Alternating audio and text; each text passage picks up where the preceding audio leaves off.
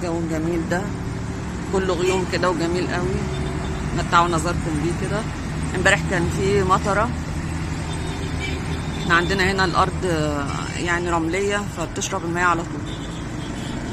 يعني حظنا حلو، مش باين خالص ان كان في مطره. يعني يبان كده ان كان حد رشش قدام المحلات بتاعته. شوفوا الجمال بقى والحلاوه دي. نأسف على هذا الصوت التروسيكل بتاع الشمس. بقى الجمال والحلاوه بتاع الجو الجميل ده. وانا بحب الجو بتاع الغيوم ده مش عارفه ليه.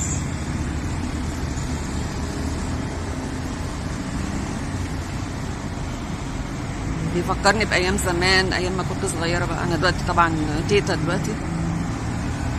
بيفكرني بايام زمان لما كنت صغيره بقى، والمدرسه والكلام ده، المطره والارض اللي كلها طين. بس هنا طبعا ما فيش طين ولا حاجه، ما بيلحقش يعمل طين اصلا. اول ما الدنيا تمطر خلاص الارض بتشرب الميه ولا كأن في حاجه. في ناس تقول اشمعنى هنا المكان ده بالذات اللي ما بتمطرش فيه. لا والله بتمطر كل حاجه، بس تشرب الميه على طول ولا كأن في حاجه، ولا كأن في اثر اصلا للمطر.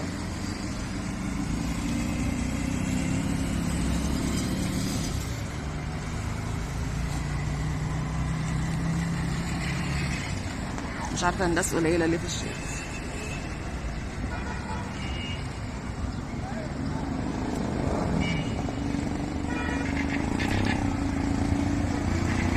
بقى الجمال والحلاوه دي.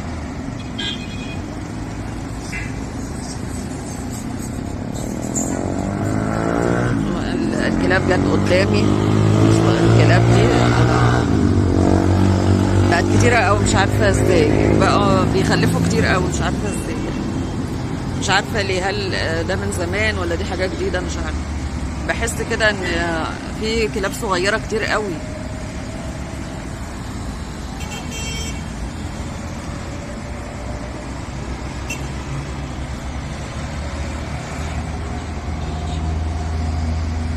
شوفوا أثر المطر أصلا على العربيات، كأن بصوا أثرها على العربيات.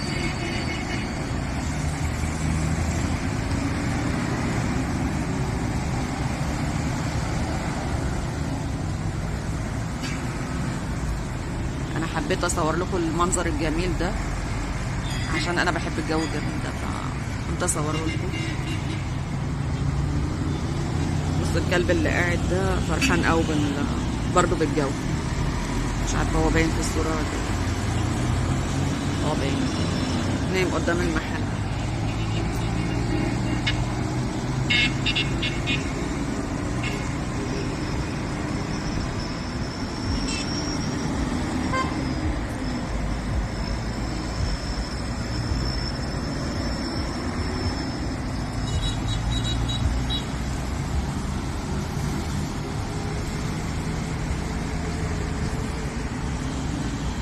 حبيت امتع نظركم بالجو الجميل ده. اشوفكم على خير بقى بعد كده ان شاء الله في فيديو جديد. السلام عليكم ورحمه الله وبركاته.